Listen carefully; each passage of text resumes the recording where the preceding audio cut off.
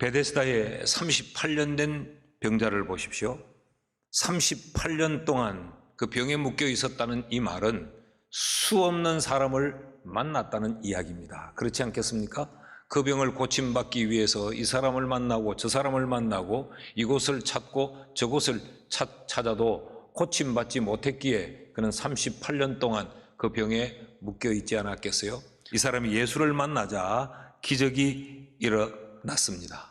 예수님께서 그를 향해서 자리를 들고 일어나 걸어가라 라고 말씀하시니까 9절 말씀을 보면 이 사람에게 이런 일이 일어나죠. 그 사람이 곧 나아서 자리를 들고 걸어가니라. 기적이 발생되어진 것입니다. 이것이 예수 만난 사람들이 누리는 특별한 은혜요 축복인 줄 믿습니다.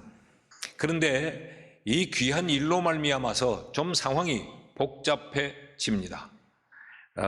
유대인들이 이 일에 시비를 걸면서 이 일을 아주 옳지 못한 일로 단정짓고 이 일에 직접적으로 연루된 38년 된 병자와 그를 고친 예수님을 집요하게 추적하면서 공격합니다. 10절 말씀을 보시면 이 유대인들은 하나님을 믿는 하나님의 사람들이요, 이들은 소위 말하는 신앙인입니다. 그들이 병 나은 사람에게 이르되 안식일인데 네 자리를 들고 가는 것이 옳지 아니하니라. 여러분, 38년 된 병자가 병을 나았을 때 그 본인에게는 얼마나 엄청난 충격이고 말로 표현할 수 없는 그런 기쁨이 아니겠습니까? 그런데 이 유대인들은 그의 기쁨과 그의 38년의 세월의 풀어짐과 그의 이 병 나음에는 관심이 없고 안식일에 왜 자리를 들고 걸어가느냐, 왜 일을 하느냐 라고 하는 것이 이 유대인들의 관심이었고 공격이었습니다. 그러자 이를 이렇게 낮게 한 그 사람이 예수라는 사실을 알자 이들은 예수를 향하여서 공격합니다. 16절 말씀을 보면 안식일에 이러한 일을 행하신다 하여 유대인들이 예수를 박해하게 된지라. 직접적인 이런 기적의 수혜자도 이들은 옳지 못하다고 단정짓고 공격을 했가 하면 그런 38년 된 병자에게 이런 기적을 일으킨 이 수혜자인 예수에게도 이들은 박해를 가하기 시작합니다. 그러자 예수님께서 이렇게 말씀을 하시지요. 17절 말씀을 보면 예수께서 그들에게 이르시되 내 아버지께서 이제까지 일하시니 나도 일한다 하시매. 이것은 아버지가 하는 일이야. 아버지께서는 이런 일을 하셔. 그런데 그 아버지는 지금도 이런 일을 계속하셔. 그러니까 나도 그 일을 지금 한 거야 라고 대답을 합니다. 그러자 사태는 더 커집니다. 18절 말씀을 보면 유대인들이 이로 말미암아 더욱 예수를 죽이고자 하니 이는 안식일을 범할 뿐만 아니라 하나님을 자기의 친아버지라 하여 자기를 하나님과 동등으로 삼으심이르라. 감히 하나님을 아버지라고, 그래서 예수를 핍박하던 자리에서 예수를 죽이려고 덤벼듭니다. 유대인들은 왜 이랬을까? 여러분, 이런 생각이 들지 않습니까? 그들은 왜 하나님을 믿는 사람들인데 이 좋은 일에, 이 기쁜 일에 그들은 왜 그랬을까? 그 이유가 뭘까? 이 예수님이 눈에 가시였던 겁니다. 이게 보기 싫었던 거예요. 그래서 안식일이라는 율법을 들고 옵니다. 그 예수님이 했던 그 말에 꼬투리를 잡고 지금 공격을 하고 있는 것이죠. 자, 이런 상황에서 오늘 본문의 말씀이 이어지고 있습니다. 19절이 어떻게 시작하느냐? 그러므로 라고 시작합니다. 상황은 이러이러한 상황에서 예수를 죽이려고 덤벼드는 이런 상황에서 이제 오늘 본문의 말씀이 이어져요. 이 본문의 내용은 뭐냐? 쉽게 말씀드리면 예수님의 자기 변호입니다.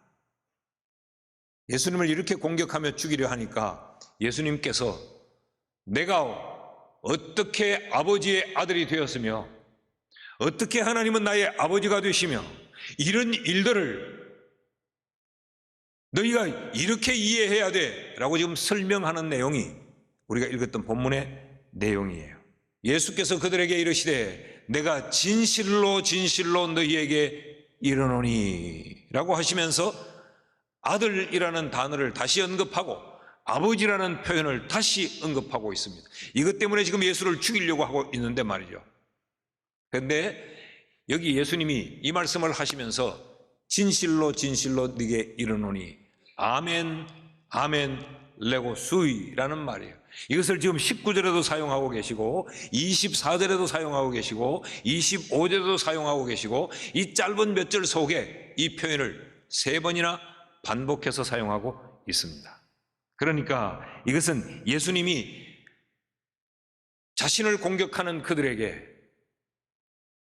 예수님이 하나님의 아들이라는 것을 인정하지 못하는 그들에게 예수님의 아버지가 하나님이라고 하는 것을 받아들이지 못하는 그들에게 확정짓고 그들에게 쐐기를 박아 그들로 하여금 불변의 사실로 인식토록 하기 위해 이 말씀을 주는 거예요. 아멘이라고 하는 말의 의미가 그렇습니다. 아멘이라고 하는 말은 확정짓다, 확신을 시키다, 쐐기를 박다, 그런 뜻이에요.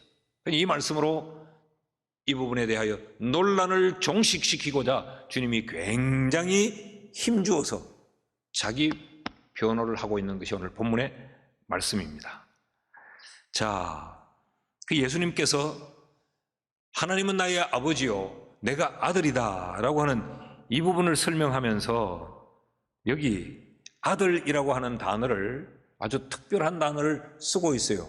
그 단어는 휘오스라는 단어인데 이 단어는 법률적인 관계의 아들이라는 이야기입니다. 그러니까 내가 그냥 내 기분 따라 내가 아들이야 라고 말한 게 아니야. 그냥 사람들이 네 아들 하나님의 아들 해 그래서 아들 된 게 아니고 이것은 요지부동의 변할 수 없는 법률적인 관계에서 나는 아버지의 아들이 된 거야 라고 주면 예수님이 말씀을 하시는 거예요. 근데 또 한 개의 단어가 있습니다.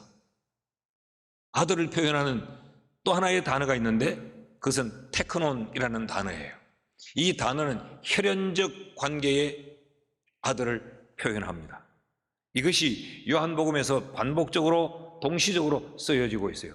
그러니까 예수님은 누구냐? 하나님의 혈연적인 아들일 뿐만 아니라 하나님의 법적인 아들이다. 이건 사람에 의해서 변할 수 있는 것도 아니고 사람에 의해서 만들어질 수 있는 일도 아니다 라고 하는 것을 지금 예수님이 밝히고 있는 거예요.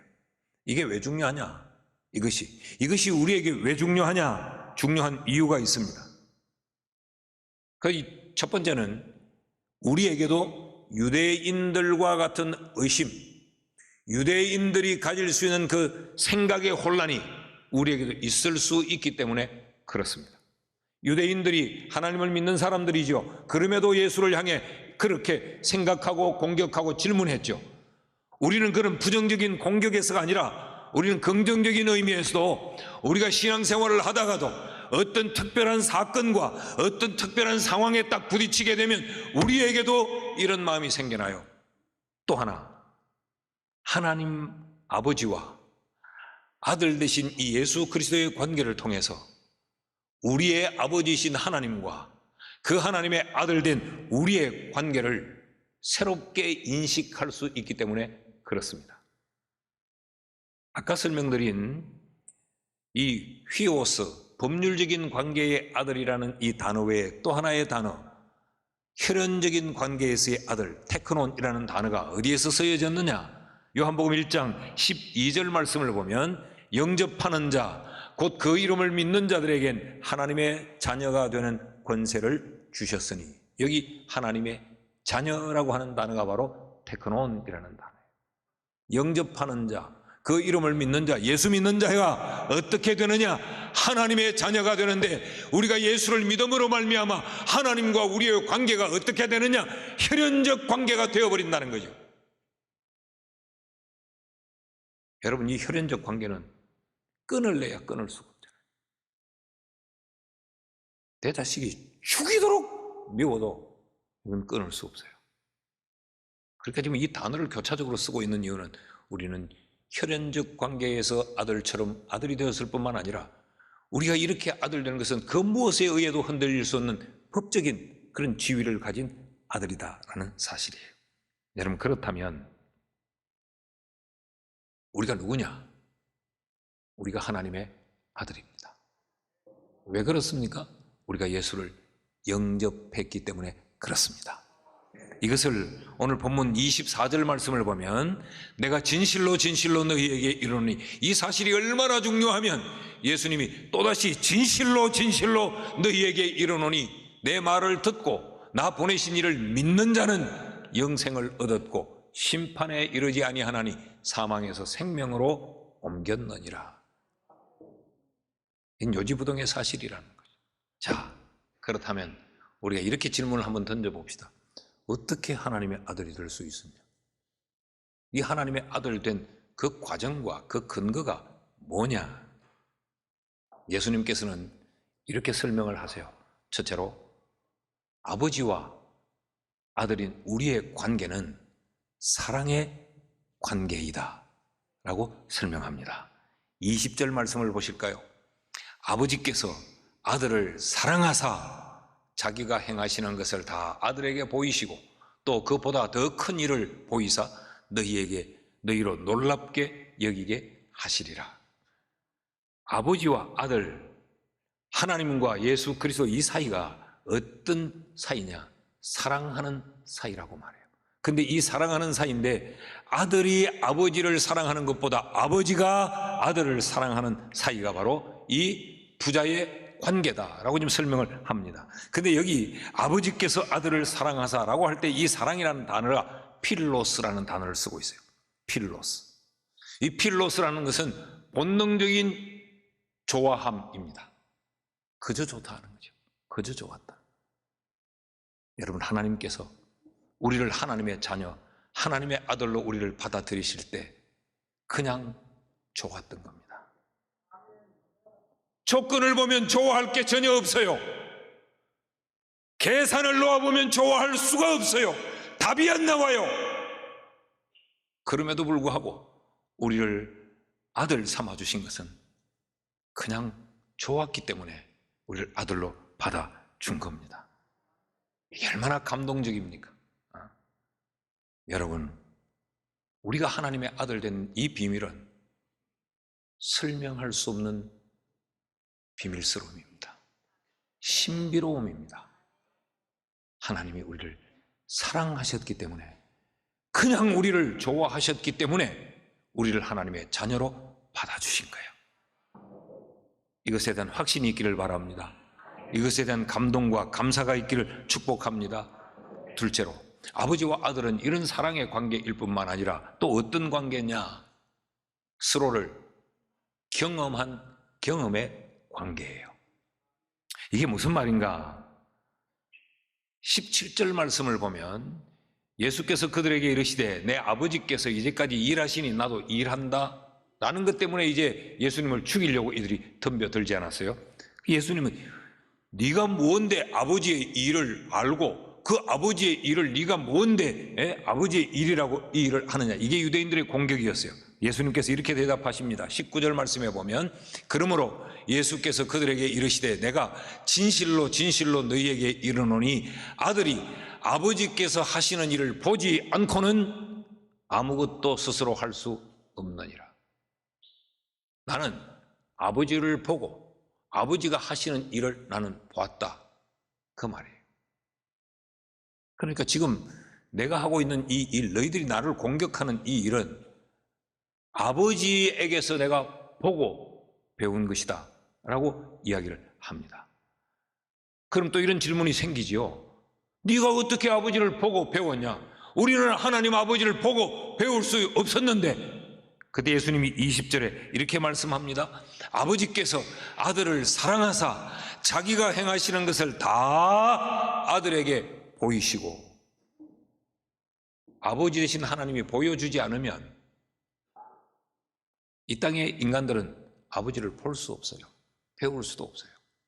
아버지께서 자기를 보여주시는 것을 우리는 계시라고 말합니다. 자기를 드러내심. 아버지께서 아들에게 다 보여주셨다. 이게 내 일이야. 내가 이 일을 하는 거야. 이게 내가 원하는 거야.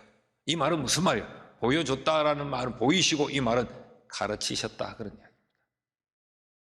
그러니까 아버지는 아들에게 가르치고 아들은 아버지를 보고 배운. 그런데 여기 보다라고 하는 이 단어가 블레포라는 말인데, 눈으로 보고 확인하는 것을 말합니다. 눈으로 보고. 그러니까 이게 경험입니다. 이론으로 하는 것이 아니고 내가 분명히 보고 배운 학습의 경험을 가지고 나는 지금 이 일을 행하고 있다라는 거죠. 이게 아버지와 아들의 관계란 이야기입니다. 자, 여기서 우리 그리스도인들에게 도전하는 바가 대단히 큽니다. 아들은 아버지에게 배워야 하는 것이 아들이에요. 이게 아들됨의 표시입니다. 아들이다라고 하는 말은 아버지를 보고 아버지를 배우는 것, 이게 아들의 표시라는 거죠. 다시 말하면 우리에게 반드시 이 일이 있어져야 된다. 아들된 우리에게 반드시 있어야 될 것을 아버지를 보고 배우는 거예요. 이게 신앙생활입니다. 신앙생활이 뭐냐? 아버지를 보고 배우는 겁니다. 그렇다면 또 하나 우리에게 도전을 주는 것은, 아들이 20절 말씀을 보십시오. 아버지께서 아들을 사랑하사 자기가 행하시는 것을 다 아들에게 보이시고 또 그보다 더 큰 일을 보이사 너희로 놀랍게 여기게 하시리라. 무슨 이야기입니까? 아들은 아버지에게서 보고 배웠기 때문에 아버지가 하시는 일을 아들도 할 수 있다는 거예요. 더 나아가 더 큰 일도 할 수 있다는 이야기입니다. 다시 말할까요? 예수님이 38년 된 그 병자를 기적으로 그를 일으킨 것은 아버지에게서 보고 배운 것이기 때문에, 아들이기 때문에 이게 가능했다. 유대인들아, 너희에게는 이것이 불가능했지만 나는 아들이기 때문에 내게 가능했다라는 이야기예요. 그러므로 여러분, 아들된 우리도 이런 기적의 수행자가 될 수 있습니다. 아들된 우리가 기적의 수혜자가 될 수 있을 뿐만 아니라 또 다른 그 누구를 향하여서 기적의 수여자가 될 수 있는 것이 아들입니다. 사랑하는 여러분, 우리의 신앙생활이 날마다 하나님을 보고 배우는 삶이 될 수 있기를 축복합니다. 그게 신앙생활이에요. 그게. 셋째로, 아버지와 아들의 관계는 어떠냐? 예수님은 어떻게 설명하시느냐? 아버지의 권한을 위임받은 위임의 관계라고 설명합니다. 38년 된 병자를 고쳐주신 예수님께서 시간이 지난 후에 성전에서 그 일을 다시 만나요. 그때 주님이 이렇게 말씀하십니다. 14절 말씀을 보면, 그 후에 예수께서 성전에서 그 사람을 만나 이르시되, 보라, 네가 나았으니 더 심한 것이 생기지 않게 다시는 죄를 범하지 말라 하시니. 다시는 죄 짓지 마라. 이 말씀을 하시는 거 보면 38년 동안 병에 시달리고 있었던 그 사람, 그 질병은 죄 때문이었다는 것을 우리가 알 수 있죠. 그렇다면 그 38년 동안 앓던 그 병에서 그를 자유하게 만들어줬다는 말은 현상적으로는 그의 병을 고쳐준 것이지만 그 내면적으로는 그의 죄를 사하여 준 것이다 라는 의미입니다. 이것이 유대인들의 눈에 가십니다. 네가 뭔데 죄를 사해? 네가 뭔데 죄를 쥐락펴락해? 네가 뭔데 율법을 뛰어넘고 있니? 라는 거죠. 그때 예수님이 이렇게 대답하십니다. 21절 말씀해 보시면, 아버지께서 죽은 자들을 일으켜 살리심같이 아들도 자기가 원하는 자들을 살리느니라. 아버지가 하는 일이 결국 뭐냐? 살리는 일을 한다. 살리는 일을. 여기 살리다라고 하는 이 말은 조포예오라는 말인데, 이 말은 생명을 주다, 그런 말. 하나님 아버지가 하는 일은 생명을 주는 일을 한다. 그러니까 그 아버지로부터 보고 배운 나도 지금 이 일을 한다라는 것이죠. 그럼 내가 왜 아버지에게 받은 이 일을 내가 하느냐? 이게 아버지가 내게 준 권한이다라고 말을 해요. 22절 말씀 보십시오. 아버지께서 아무도 심판하지 아니하시고 심판을 다 아들 내게 맡기셨다라고 말해요. 여러분, 심판이라고 하면 우리 머릿속에 빨리 떠오르는 그림이 뭐예요?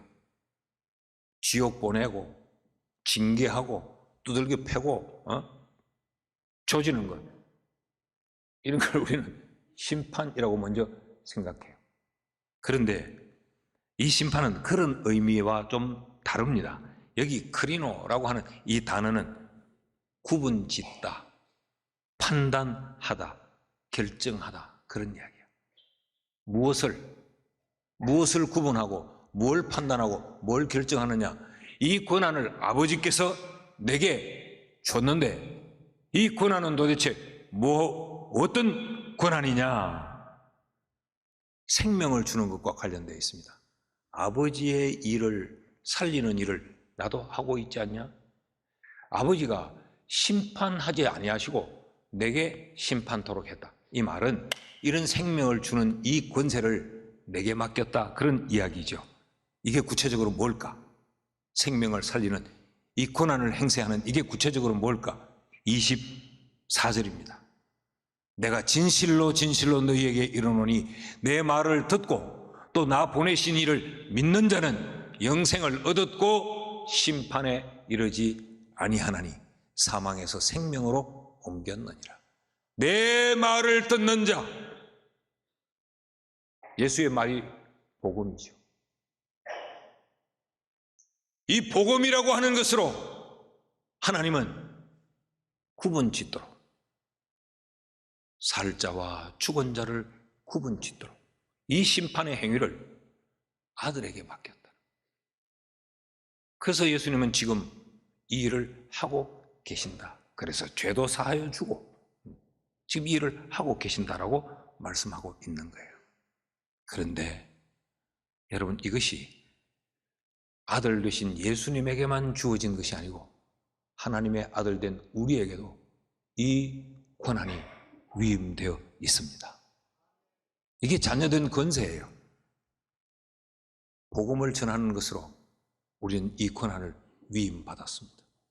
우리가 예수를 전하고 우리가 예수를 말함으로 말미암아 어떤 결과가 생겨지느냐? 심판이 생겨집니다. 천국 백성과 그렇지 못한 백성으로 구분되어집니다. 우리가 전하는 이 복음으로 말미암아 하나님의 백성과 하나님의 백성이 아닌 것이 판단되어집니다. 이게 심판의 행위입니다.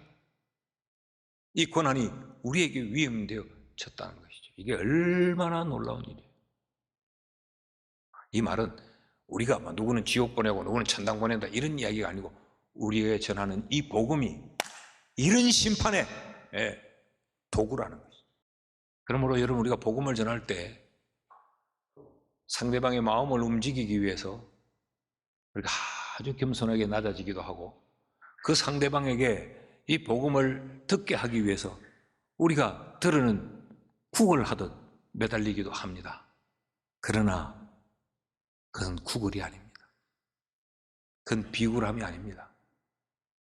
하나님으로부터 위임받은 심판의 권한을 우리가 지금 실행하고 있는 거예요. 하나님의 아들이라면 이런 위임받은 관계라는 걸 알고 하나님의 아들이라면 위임받은 이 일을 실행해야 하는 것입니다. 예수님 보십시오. 공격이 들어와도 죽이겠다고 덤벼도 아버지께서 이 일을 하시니까, 아버지께서 이 권한을 내게 맡기셨으니까 나는 이 권한을 실행한다라는 것이 예수님이었어요.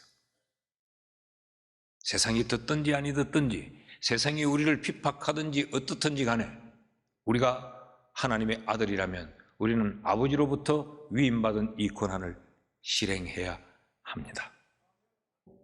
사랑하는 여러분, 우리와 아버지의 관계는 사랑의 관계예요. 우리가 사랑받은 자입니다. 아버지와 우리와의 관계는 아버지를 보고 배우는 경험의 관계예요. 아버지와 우리와의 관계는 아버지의 권한을 우리가 위임받은 관계예요. 그러니까 이런 하나님의 사랑에 날마다 감사하고 이 권한을 잘 실행하는 이 시대의 멋진 하나님의 자녀들이 될 수 있기를 주의